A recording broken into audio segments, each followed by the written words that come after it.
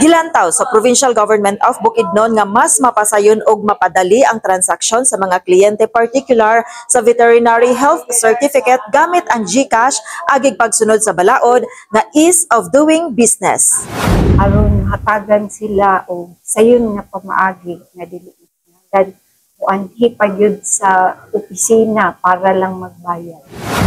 Mamahimo ng bayran pinaagi sa GCash ang Veterinary Health Certificate alayon sa gipahigayon nga ceremonial signing tali sa Provincial Government of Bukidnon og GCash Mayo 8, 2025 sa PPDO Conference Room, Capitol, Malaybalay City, Bukidnon.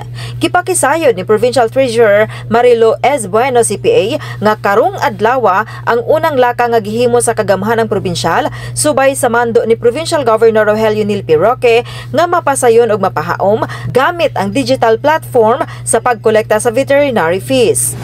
Today is the first step that the provincial government makes a milestone in adopting the digital platform in the collection of veterinary fees.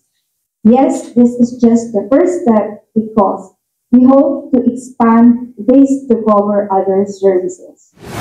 This partnership aims to bridge the gap between traditional and digital finance, ensuring that every resident of Bukidnon has the opportunity to participate in the modern technology. That is signing a testament to our dedication to progress, partnership, and the shared goal of a brighter future for Bukidnon. It's not easy to make a movement para mangyari po lahat ito. So, ang congratulations po na sinasabi namin sa inyo ay napakalaki.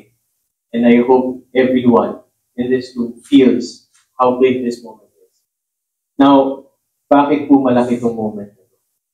Whenever we do digitalization progress, marami pong na-open up na convenience, marami pong na-open up na partnerships. Human sa maong launching, iapod-apod na gilayon sa matag station ang GCash QR code aron magamit sa 16 ka mga provincial veterinary sanitation checkpoints nga napahimutang diha sa mga entry and exit points sa probinsya sa Bukidnon. Kalihukan sa probinsya, Fredelyn Ragandang reporting.